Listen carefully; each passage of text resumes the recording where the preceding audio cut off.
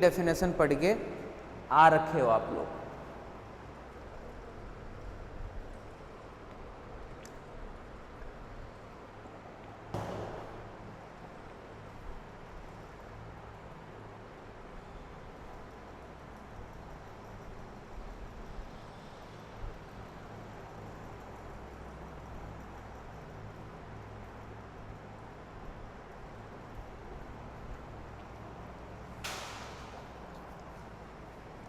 ठीक है, reflexive relations.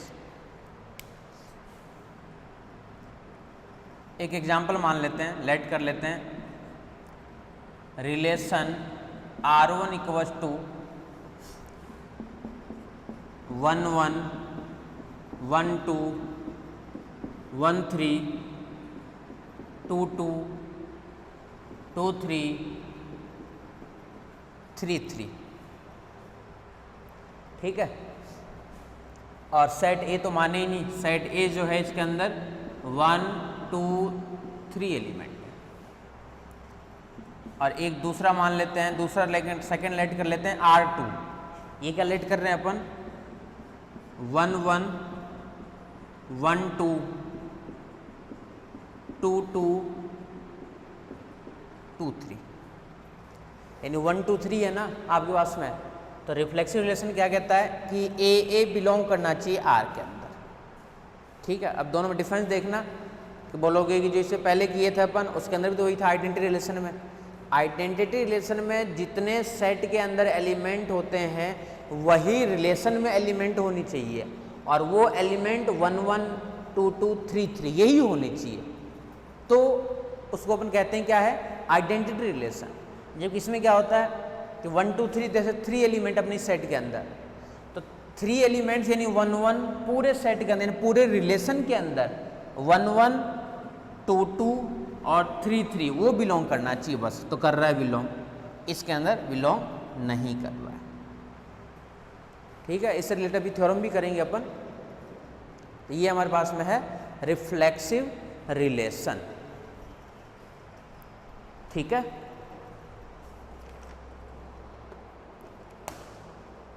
आ जाओ नेक्स्ट पे।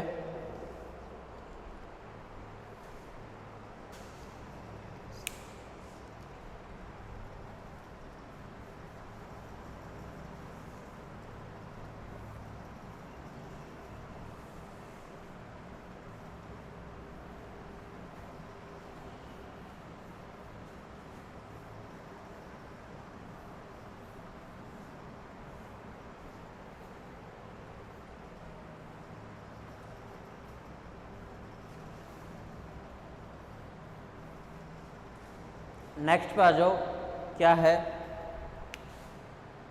सिमेट्रिक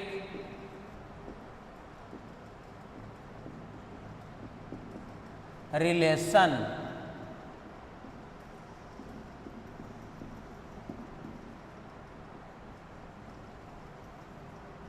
सिमेट्रिक रिलेशन है क्या,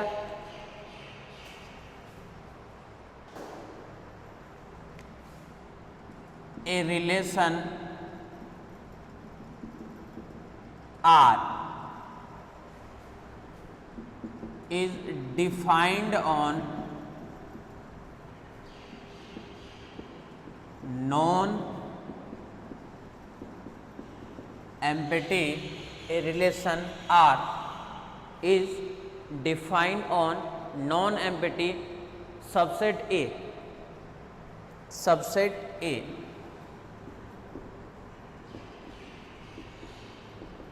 subset A.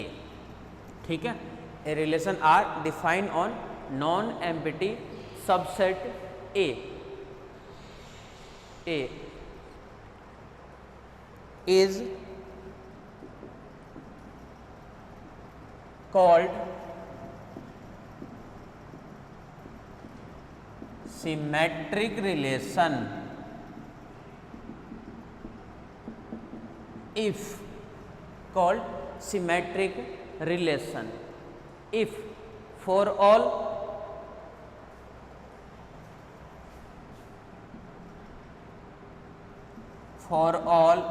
A belongs to A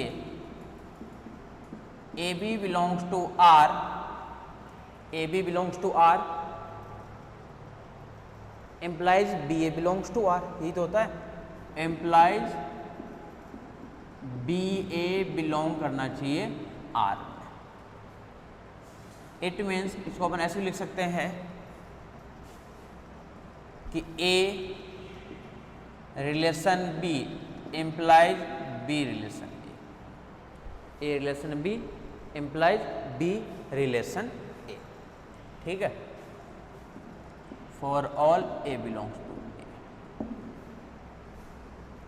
ए। ये हमारे पास में है सिमेट्रिक रिलेशन, ठीक है, ध्यान से देखना क्योंकि लास्ट में जाकर के अपन एक बनाएंगे इक्विवेलेंस रिलेशन, इक्विवेलेंस रिलेशन, उसके अंदर सिमेट्रिक तो काम में लेंगे, सिमेट्रिक से पहले और भी काम में लेंगे अपन, ठीक है। तो ये हमारे पास में है सिमेट्रिक रिलेशन,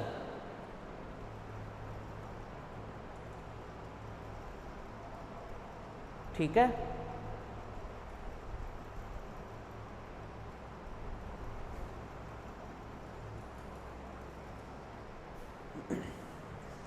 एग्जाम्पल भी देख लेते हैं।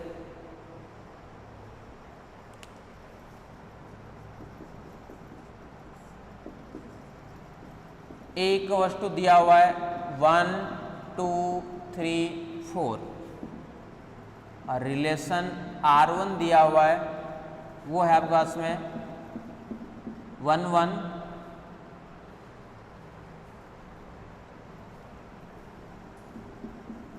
1 2 1 4 2 1 और साथ में ले लिया एक 4 1। ए का रिलेशन बी के साथ में है तो बी का रिलेशन एक और ले लेता हूँ साथ में, वो ले लेता हूँ 4 4। ए का रिलेशन अगर बी के साथ में है तो बी का रिलेशन भी ए के साथ में होना चाहिए, तो वही तो है 1 1 है, इसमें तो कोई दिक्कत ही नहीं है। अगर 1 का 2 के साथ में है तो इसी के अंदर 2 का 1 भी होना चाहिए, है 1 का 4 के साथ में है तो 4 का भी 1 के साथ में होना चाहिए, ठीक है। जिसका रिलेशन जिसके साथ में है वो उसके अंदर प्रेजेंट भी होना चाहिए, उसके अंदर प्रेजेंट भी होना चाहिए, ठीक है।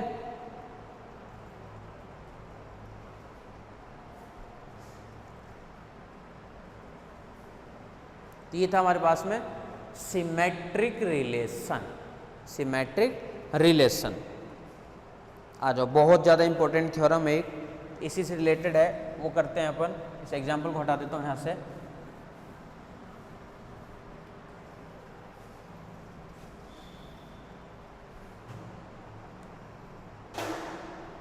देखो theorem,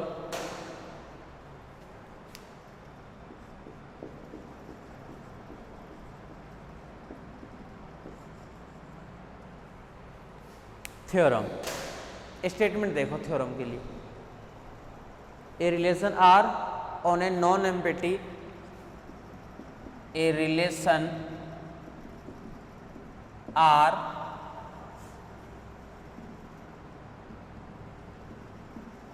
on a non-empty,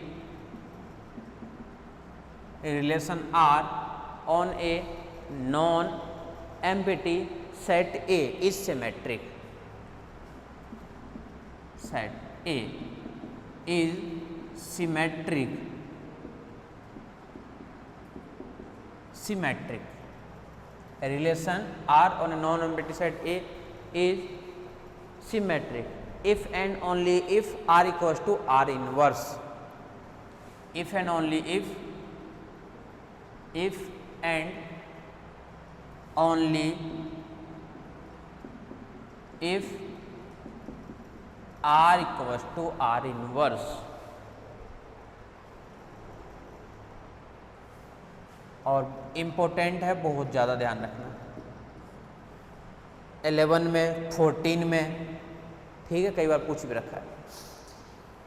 statement का मतलब समझो क्या कहना चाह रहा है ये। स्टेटमेंट ये है इसके लिए, ए रिलेशन है R non empty set A पे, ठीक है।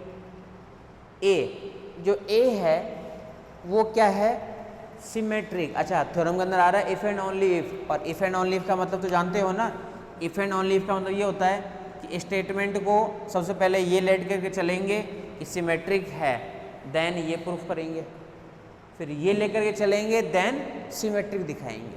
कभी भी थ्योरम में इफ एंड ओनली इफ का मतलब ये होता है सबसे पहले एक पार्ट लेकर के चलो, लेट करके चलो, देन नेक्स्ट जो पार्ट्स है उसको प्रूफ करो, फिर नेक्स्ट वाले पार्ट को लेके चलो कन्वर्सली में, और देन प्रूफ करो फर्स्ट वाले पार्ट्स। ठीक है, चलें प्रूफ पे। देखो प्रूफ बहुत ज़्यादा इंपॉर्टेंट है, ध्यान से देखना।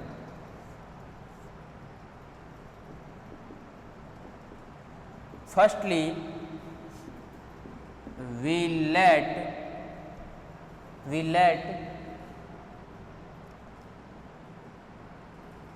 relation is a symmetric relation, symmetric relation।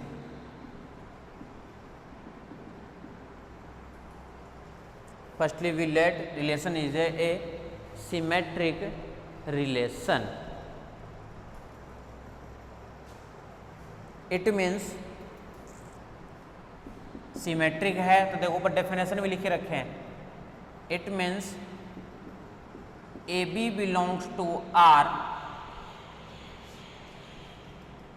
implies b A belongs to also R, और for all A B belongs to A. ये सिमेट्रिक की डेफिनेशन होती है। अगर सिमेट्रिक है तो ए बी आर में है तो बी ए भी आर में ही होगा। ठीक है, ये तो होगी इसकी कहानी जो सिमेट्रिक अपन लेके चल रहे हैं। अब जो हमें प्रूफ करना है उस पर आ जाओ। We have to prove that, ये हमें प्रूफ करना है तो इसी को लेके चल रहे हैं। We have to prove that, क्या प्रूफ करना है, R equals to R inverse. We have to prove that R equals to R inverse.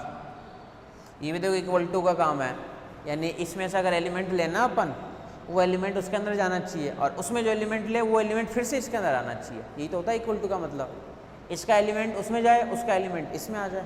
या फिर एक चीज़ और बताया था, डबल इम्प्लाइज लगा तो काम वैसे भी हो जाएगा। ठीक है, अब जो गिवन है इसी को लेके चलना चाह रहे हैं अपन दोबारा। जो गिवन है इसी को लेकर के चल रहे हैं अपन। ठीक है, ध्यान से देखना। अब इधर a B belongs to R implies b A belongs to R, implies, इसको लिख सकते हैं क्या अपन, a B belongs to R inverse. Inverse की डेफिनेशन अपन ये जानते हैं, इनवर्स की डेफिनेशन अपन यही जानते हैं कि पेयर के जो एलिमेंट होते हैं वो इंटरचेंज हो जाते हैं। A B belongs to R inverse, इन जो ए बी अपन आर में लिए थे वही ए बी कहाँ चला गया, आर इनवर्स में चला गया। ये इसका नाम दे दिए 1 नंबर। ठीक है, similarly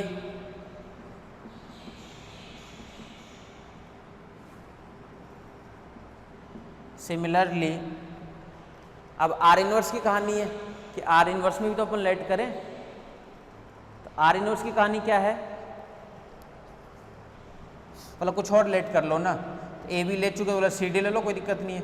C D belongs to R inverse, अच्छा फिर से ये ले सकते हो। मैंने बोला जब फिर से ये लोग तो इम्प्लाइज लगा दो ना, इसलिए कुछ और ले रहे हैं। C D belongs to R inverse implies d c belongs to R, और d c belongs to R होगा। अच्छा सी डी ले रहे हैं अपन आर इनवर्स में, तो सीधी सी बात है इसके पेयर के एलिमेंट को जब चेंज करेंगे डी सी ओ किस में होगा, आर में होगा। और इम्प्लाई इसको अपन क्या लिख सकते हैं, जो सी डी है वो भी किस में होगा, आर में होगा। क्यों, क्योंकि दिया हुआ है सिमेट्रिक है, गिवन है कि सिमेट्रिक है। तो सी डी जो आर इनवर्स में लिए थे वही किस में आ गया, आर में आ गया, इसका नाम डाल दिए 2 नंबर। यूजिंग, ऊपर लिख दूंगा, यहाँ लिख देता हूँ, using 1 and 2 R equals to R inverse, using 1 and 2 R equals to R inverse। ये एक काम हो गया हमारे पास में कि सिमेट्रिक तो अपन लेके चल रहे थे और अपन ये पार्ट प्रूफ कर चुके हैं। ठीक है, देख लो इसको यहाँ तक।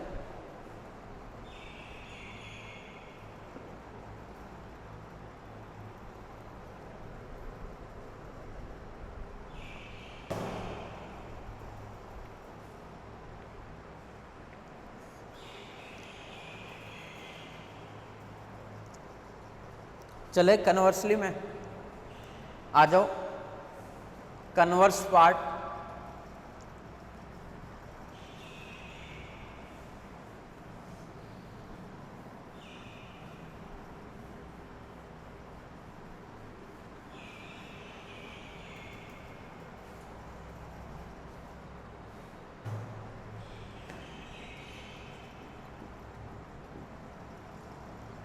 Conversely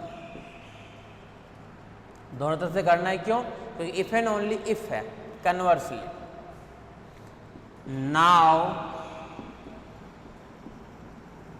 we let R equals to R inverse, then we have to prove that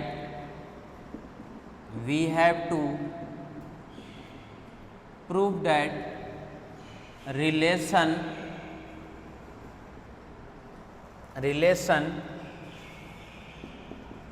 is a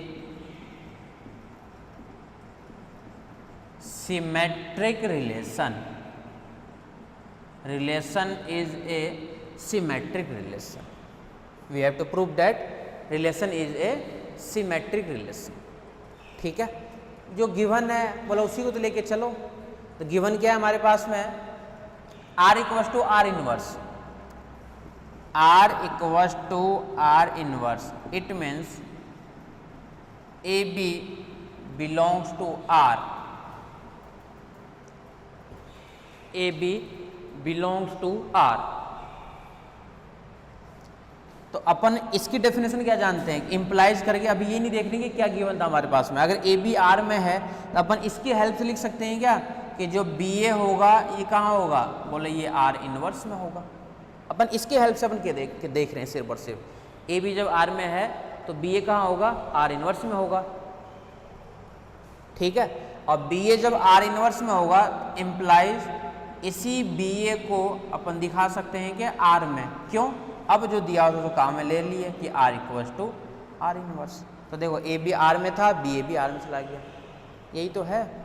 अब बोलो सर इसके अंदर क्यों ले रहे हैं अपन, ए बी जब आर में दिया हुआ था तो इसी को लिख लेते ना कि ए बी आर इनवर्स में होगा। बोलो उसी को और ए बी आर इनवर्स लिखते फिर आगे कहाँ बढ़ते, आगे तो बढ़ नहीं पाते ना, इसलिए अपन ऐसा कर रहे हैं कि A B belongs to R में ले लिए।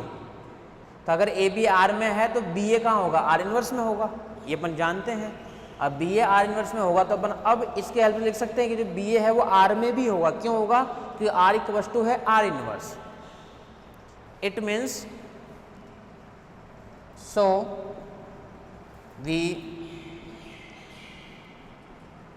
conclude that relation is a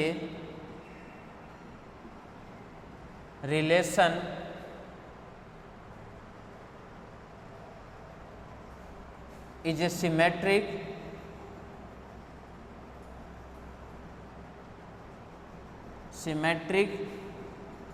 if and only if, इसको ऐसे भी लिखते हैं, पता होगा ही तो, if and only if R equals to R inverse. ठीक है, बहुत ज़्यादा इंपॉर्टेंट थ्योरम, ध्यान रखना। किसके लिए है, सिमेट्रिक डेफिनेशन के लिए है ये। ठीक है, ये पार्ट्स हमारे पास में है सिमेट्रिक डेफिनेशन के लिए। सबसे पहले सिमेट्रिक की अपन डेफिनेशन देखे, देन उससे रिलेटेड अपन थ्योरम देखे। वही अपन क्या करेंगे, अब ट्रांजिटिव के लिए डेफिनेशन देखते हैं और उससे रिलेटेड जो थ्योरम है वो थ्योरम करेंगे।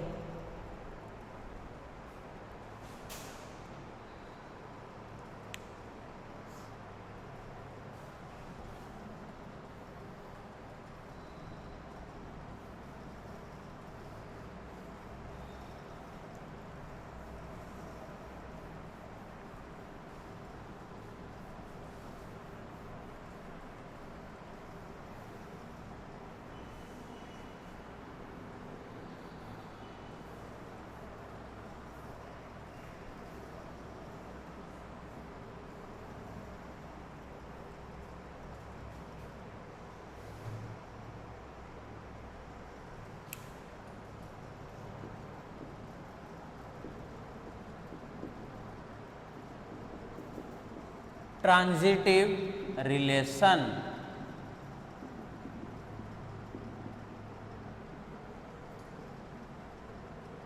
ट्रांजिटिव रिलेशन, ठीक है।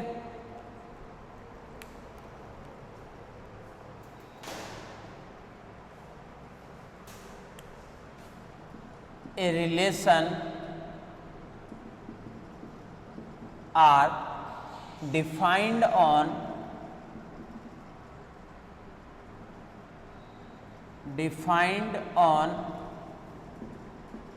non-empty, a relation are defined on non-empty set A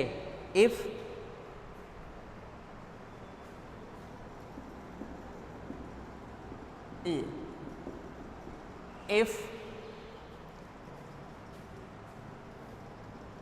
for all AB belongs to A, AB belongs to R, AB belongs to R, and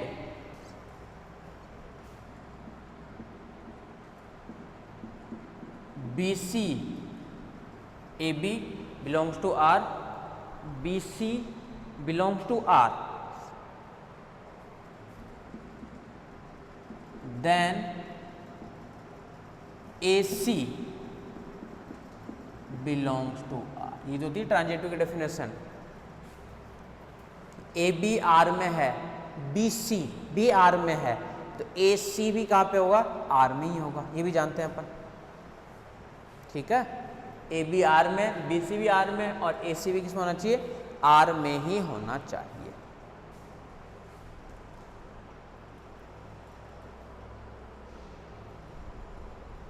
ये हमारे पास में है ट्रांजिटिव रिलेशन, ट्रांजिटिव रिलेशन। घटिया example देखते हैं, फिर से थ्योरम करेंगे। डायरेक्ट आर ही लिख देता हूं, are equals to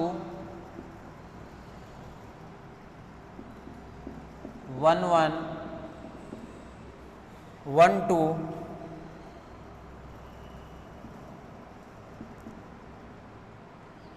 1 1 1 2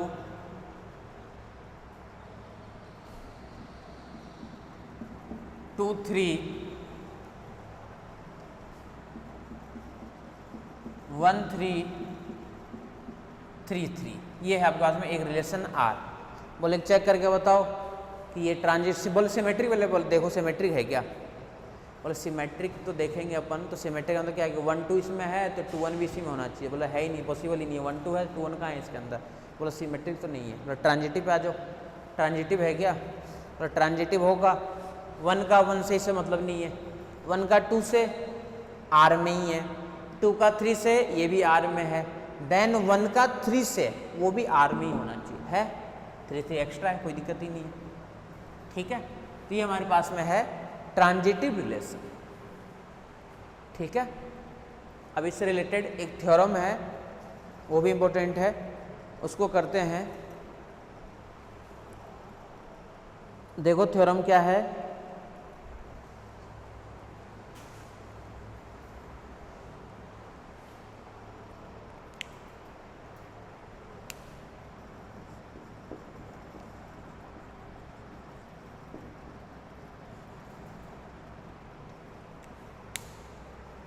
a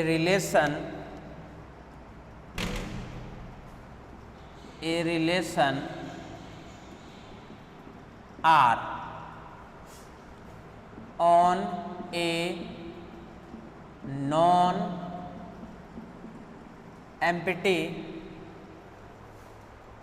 non-empty set A is transitive, set A is transitive, A is transitive if and only if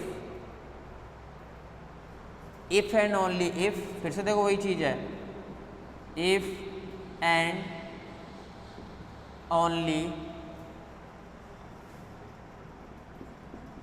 if R composite R के साथ में निकालोगे तो ये आर का ही सबसेट होना चाहिए। आर और आर जब कंपोजिट निकालोगे तो सुपर सबसेट होना चाहिए आर का ही। ठीक है, थ्योरम को फिर से समझो अच्छे से। थ्योरम क्या कह रहा है, अगर नॉन एम्पिटी हर किसी क्वेश्चन में देगा ही देगा, तो अगर एम्पिटी हो जाएगा फिर कोई मतलब ही नहीं है। क्या कह रहा है कि ट्रांजिटिव है, थ्योरम है इफ एंड ओनली इफ, तो सबसे पहले क्या करेंगे, ट्रांजिटिव लेट करेंगे अपन कि ट्रांजिटिव है। अगर ट्रांजिटिव है तो दिखाना है कि ये ट्रू है क्या। अब देखो इसके अंदर इक्वल टू का साइन नहीं है, इसके अंदर एलिमेंट लेंगे और उस एलिमेंट को बस इसके अंदर भेज देंगे, काम हो जाएगा। ये सबसे पहले लेके चलेंगे कि ट्रांजिटिव है, तो क्या ये सही होगा, ये प्रूफ करेंगे, और ये सही लेकर के फिर अपन दिखाएंगे कि क्या वो ट्रांजिटिव होगा। ठीक है, देख लो, आराम से देख लो।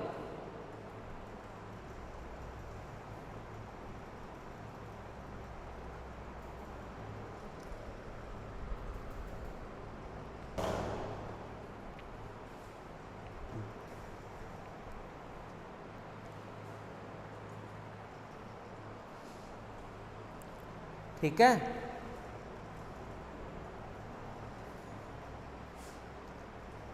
आ जाओ प्रूफ पे आ जाओ।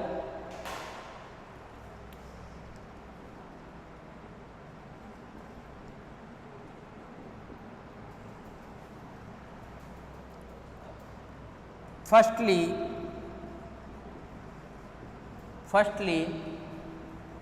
we let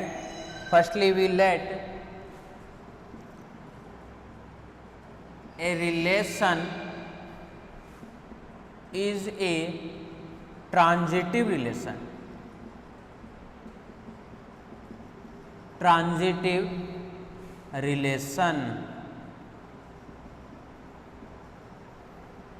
Firstly, we let a relation is a transitive relation. It means transitive relation है, तो जो अपन जानते हैं वो भी लिख देते हैं, मतलब सब कुछ लिखा हुआ है ट्रांजिटिव रिलेशन के लिए। For all A B belongs to A, A B belongs to A,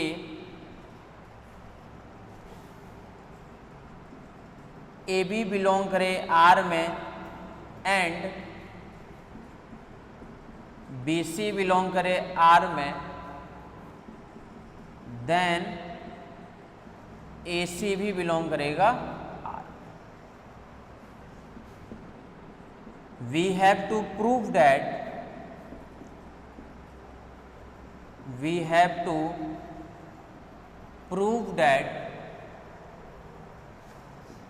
are O R composite R की बात हो रही है, वो होना चाहिए सुपर सबसेट किसके लिए, आर के लिए, वो होना चाहिए आर के लिए।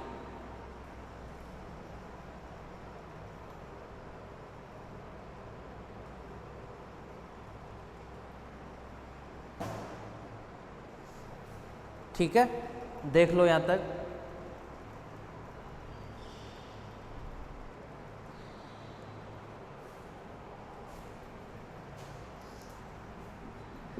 इट मीन्स ए बी, इसमें से एलिमेंट ले लेते हैं, उस एलिमेंट को भेज देंगे इसमें से।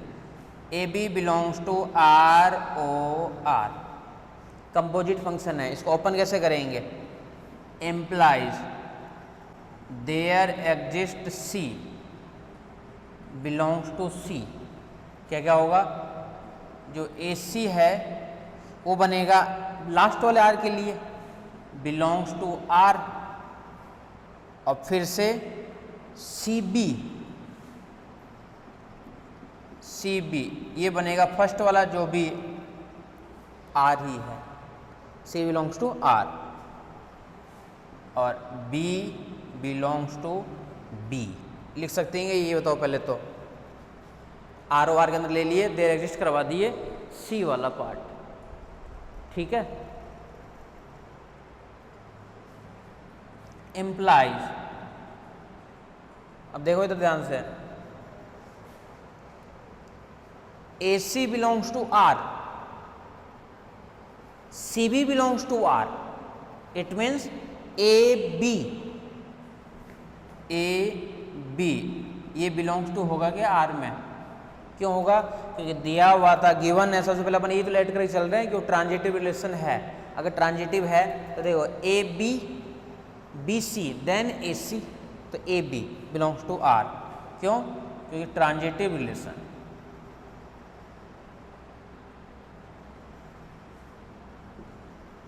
ट्रांजिटिव रिलेशन है तो AB जो है वो बिलोंग करेगा R के लिए। ठीक है, देख लो, इसको चेक कर लो, AB बिलोंग करेगा R के लिए, वो अपने पास में क्या है? ट्रांजिटिव रिलेशन है।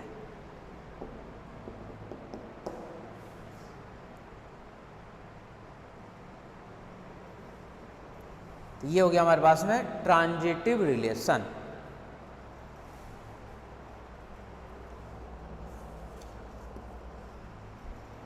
चले कन्वर्सली में,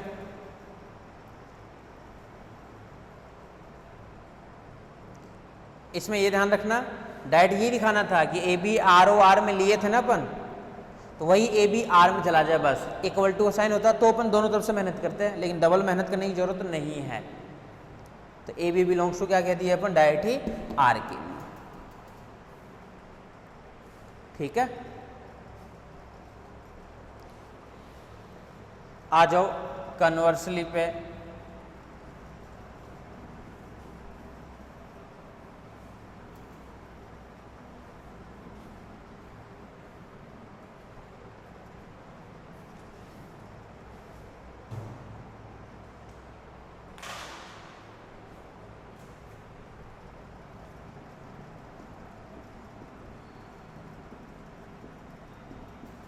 Conversely, now we let ROR super subset R, we have to prove that we have to prove that relation is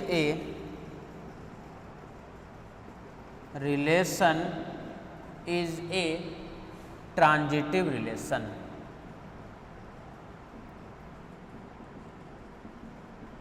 transitive relation.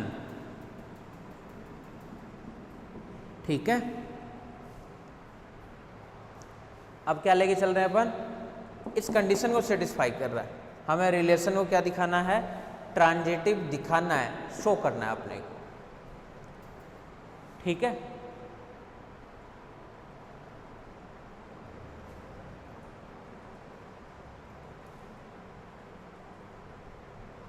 अब देखो इधर ध्यान से,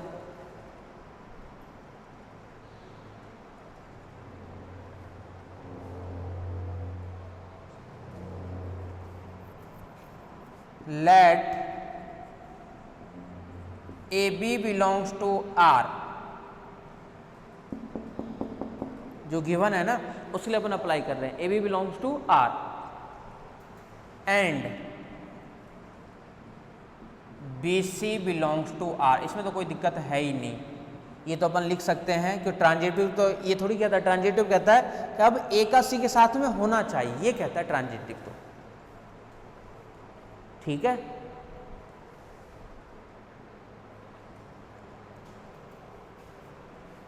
implies AC belongs to ROR, AC belongs to ROR। क्यों? Definition of composite relation, composite relation, definition of composite relation, AC belongs to ROR।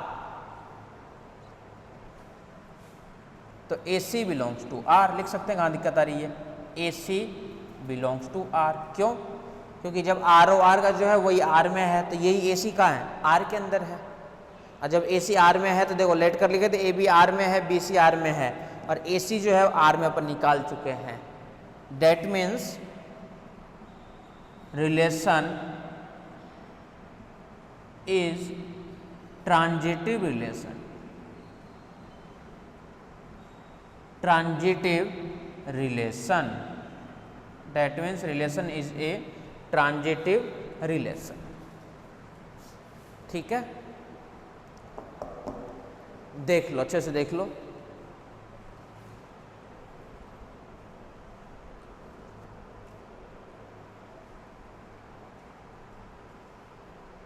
ठीक है यहां तक?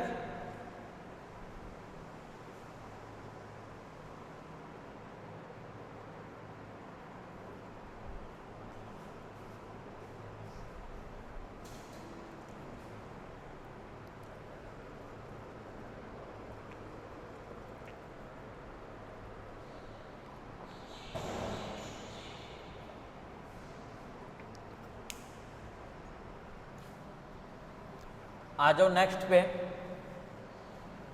एंटी सिमेट्रिक और बचा हुआ है, तो वो और देख लेते हैं।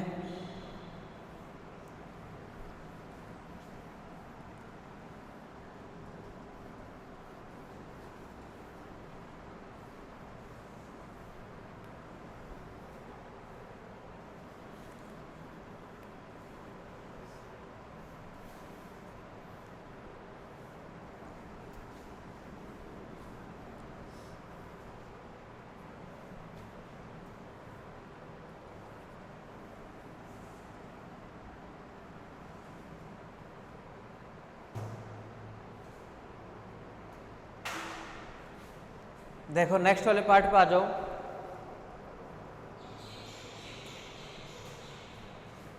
Anti symmetric,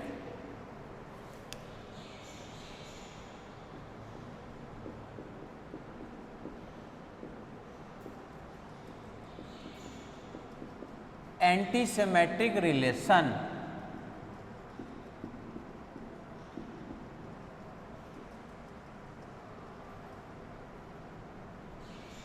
anti symmetric relation.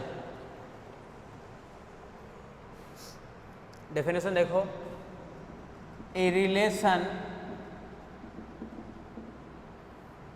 R defined on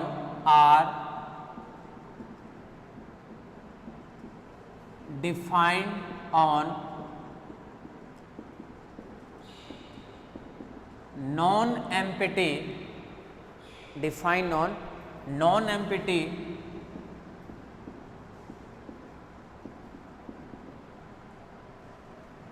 a relation are defined on non-empty subset A such that non-empty subset A such that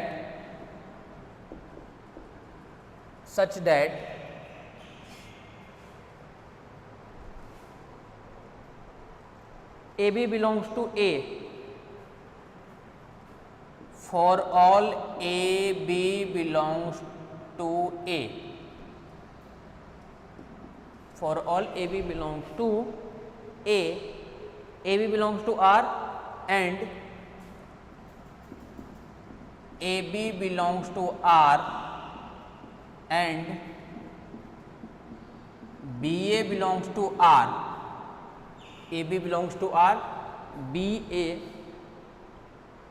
belongs to R, implies A equals to B, implies A equals to B। ठीक है, इसको भी देख लेना अच्छे से। Anti symmetric relation, anti symmetric relation क्या कहता है कि AB बिलोंग्स टू R और BA बिलोंग्स टू R। अगर मैं यहां से ये हटा दूं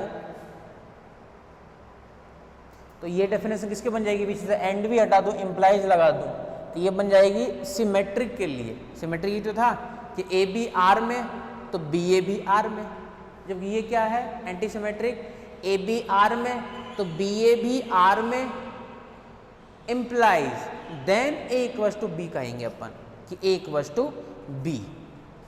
ठीक है, ये कहलाता है आपके पास में anti symmetric. Anti symmetric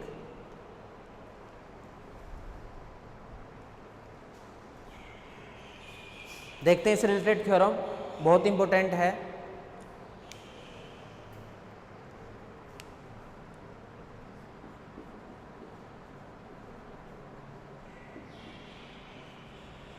theorem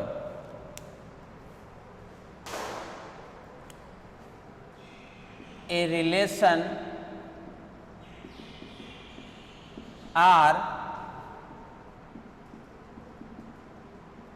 defined on a relation R defined on a non-empty set A. A relation R defined on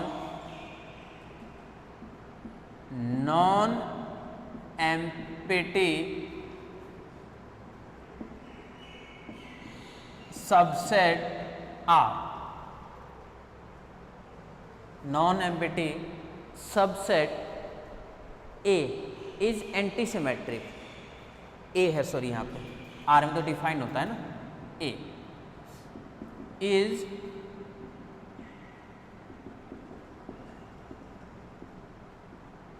antisymmetric. Antisymmetric if and only if and only if and only if relation define और ये if and only if क्या है, R intersection R inverse, R intersection R inverse super subset identity relation. Super subset identity relation, बहुत ध्यान से देखना है इसको। सुपर सबसेट किसके लिए, आइडेंटिटी रिलेशन। ठीक है,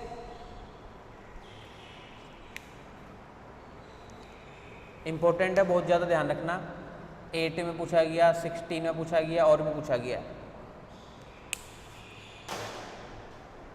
कहना क्या चाह रहा है थ्योरम में, सबसे पहले थ्योरम का मतलब समझ लिया करो। अच्छा ये कह रहा है और ये हमसे पूछ रहा है, ये पता चल जाएगा ना, तो काम बाद में काम क्या, बस डेफिनेशन जो अपन जानते हैं वही तो लगा सकते हैं। डेफिनेशन जो है हमारे पास में, और वो भी डेफिनेशन ऐसा नहीं कि आज तक जो डेफिनेशन पढ़े वो काम में लेंगे, नहीं भाई, जो डेफिनेशन चैप्टर में आएगा उसी डेफिनेशन को बस काम में ले सकते हैं। इस चैप्टर में हमारे पास डेफिनेशन केवल अपने पास में क्या क्या है, बोले अभी केवल टाइप्स ऑफ रिलेशन चल रहा है, तो बस टाइप्स ऑफ रिलेशन के बारे में ही जानते हैं और कुछ नहीं जानते हैं, उसी को काम में लेंगे। अब देखो क्या कहना चाह रहा है, नॉन एम्बिटी तो ठीक है, होना ही चाहिए। Antisymmetric relation if and only if ये होना चाहिए। कन्वर्स में क्या कहेगा, इस कंडीशन को सेटिस्फाई करेगा तो क्या होना चाहिए, रिलेशन होना चाहिए एंटीसिमेट्रिक, रिलेशन होना चाहिए एंटीसिमेट्रिक। आ जाओ प्रूफ पे आ जाओ।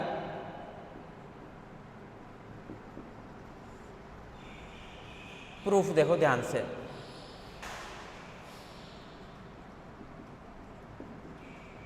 Firstly we let relation is a anti-symmetric relation. Firstly, we let relation is a anti-symmetric relation. It means जो जानते हैं वो लिख देते हैं, सामने सामने लिखा हुआ है, AB belongs to R for all AB belongs to A, AB belongs to R and BA belongs to R implies A equals to B। जो जानते हैं वो लिख दिया अपन, कहाँ दिक्कत आ रही है अपने को, बताओ, ये तो जानते हैं ना डेफिनेशन, ये तो डेफिनेशन लिख दी अपन। अब आगे चलो, आगे क्या कह रहा है, we have to prove that, we have to prove that, क्या प्रूफ करना है कि R intersection R inverse super subset identity relation. ठीक है,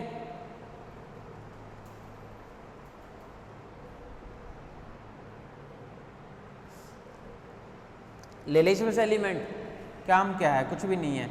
इसमें से एलिमेंट लेना है, उस एलिमेंट को भेजना इसमें, बोला उसमें भेजना भी नहीं है। आइडेंटिटी की डेफिनेशन बना दो ना तो भी काम हो जाएगा। बोला अब आइडेंटिटी की डेफिनेशन क्या थी, भूल गए अब तो। बोले कहाँ भूल गए, अभी 2 डेफिनेशन पहले तो पढ़े थे कि जो ए है वो बिलोंग करना चाहिए आर के अंदर, बस यही तो देखे थे अपन। बोले कहाँ से भूल गए अपन। लेट कर लेते हैं A B belongs to R intersection R inverse, implies, क्या लिखेंगे इसको अपन, ये जो ए बी है ये बिलोंग कर रहा है आर में, एंड यही जो ए बी है ये बिलोंग कर रहा है आर इनवर्स में। ए बी बिलोंग कर रहा है आर में, एंड ये जो ए बी है इसको मैं ऐसे लिख सकता हूँ क्या कि बी ए जो होगा वो बिलोंग करेगा आर में। क्यों, इनवर्स की डेफिनेशन यही कहती है कि अब ए बी चला गया आर में और बी ए चला गया आर में। ठीक है, यहाँ तक देख लो।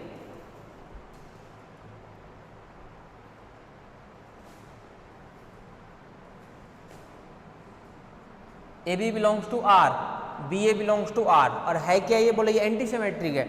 इट मीन्स अपन कह सकते हैं क्या एक वस्तु बी, क्यों, तो बी ब्रैकेट में रीजन लिख दो कि relation is A anti symmetric,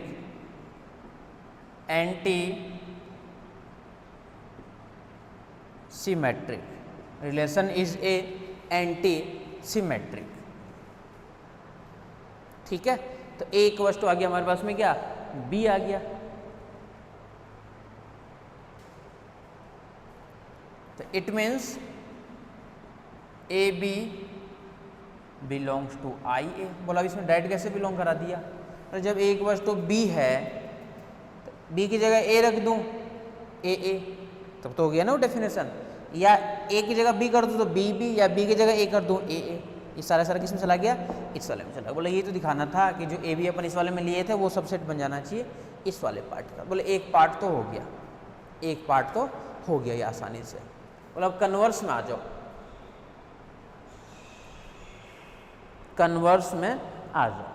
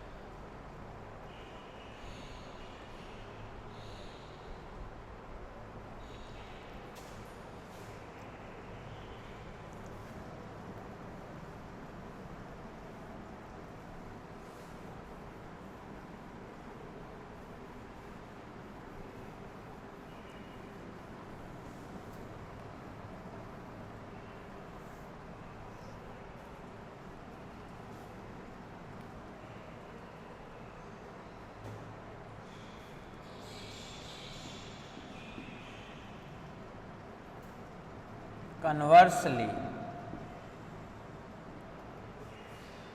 now we let क्या लेट करना है कि जो रिलेशन है वो रिलेशन क्यों, ये लेट करके चलना है कि आर इंटरसेक्शन आर इनवर्स ये सुपर सबसेट है आइडेंटिटी के लिए। We have to prove that, हमें प्रूफ क्या करना है वो देखो, we have to prove that a relation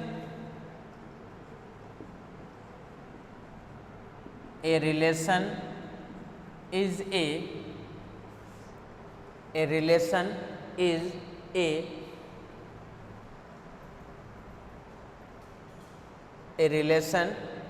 a anti-symmetric relation।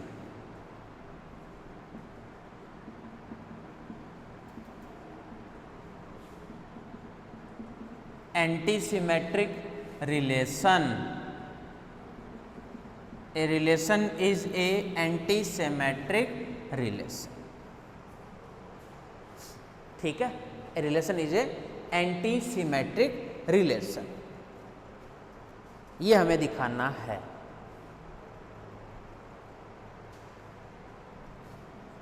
A B belongs to R and B A belongs to R, antisymmetric होता है A B belongs to R, B A belongs to R, then implies हमें दिखाना है कि ए equals to B होना चाहिए। ठीक है, तो अब इसी को लेके चल रहे हैं फिर से, A B belongs to R और बी ए बिलोंग्स टू भी किस में है, आर में है। तो A B belongs to R and A B belongs to R and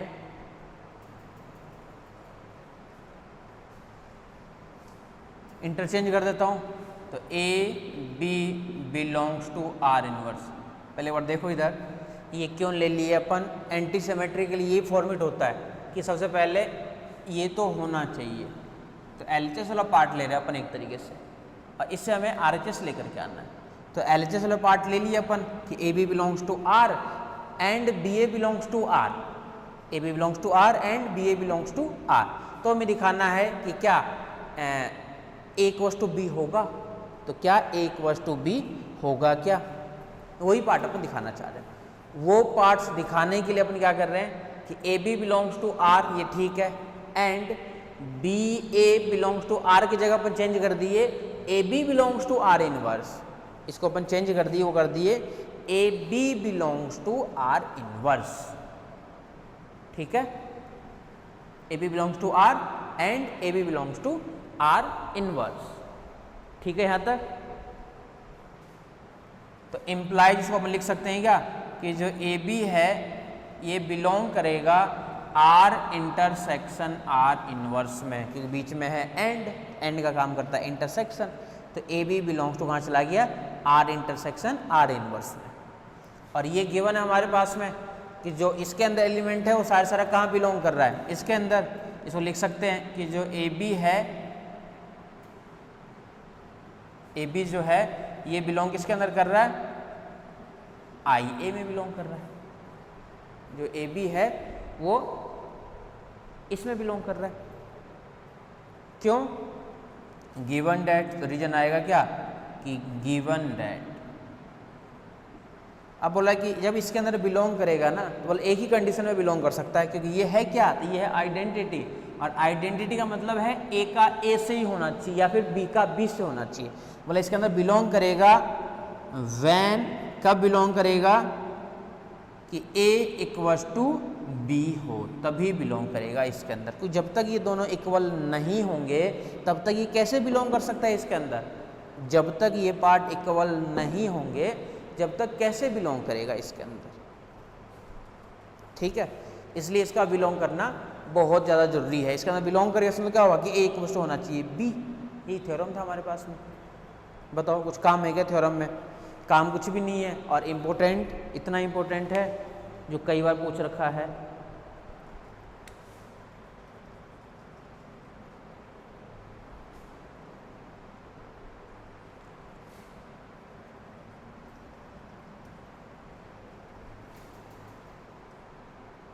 ठीक है,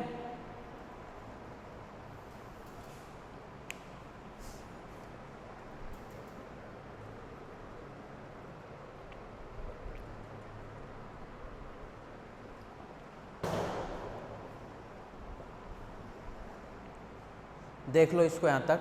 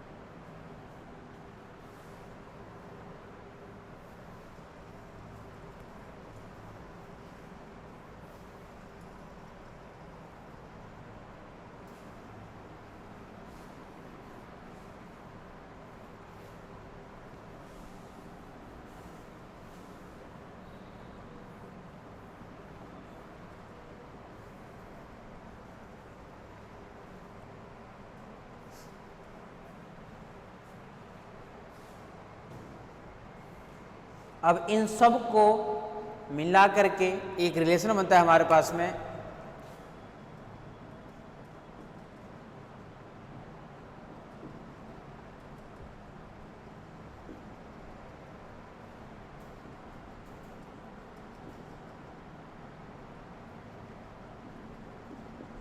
इक्विवेलेंस रिलेशन। इक्विवेलेंस रिलेशन, इन सबको मिला करके एक रिलेशन बनता है और जिसका नाम होता है इक्विवेलेंस रिलेशन। ठीक है, देखो definition, A relation is called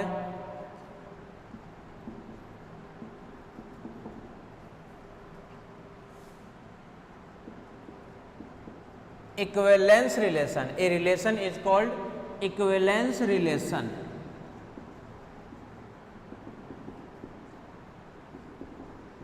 If a relation is called equivalence relation, if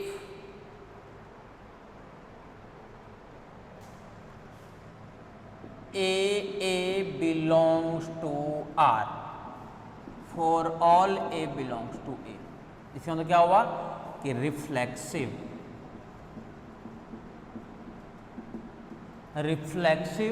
relation, reflexive relation. Second part ये क्या है, ये भी देख लो, a B belongs to R implies BA belongs to R for all AB belongs to A, और इसका नाम क्या है,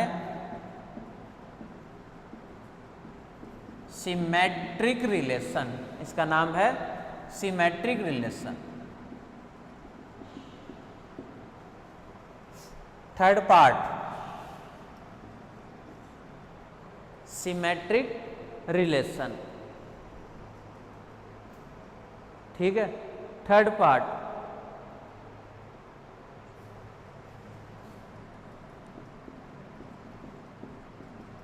AB belongs to R and BC belongs to R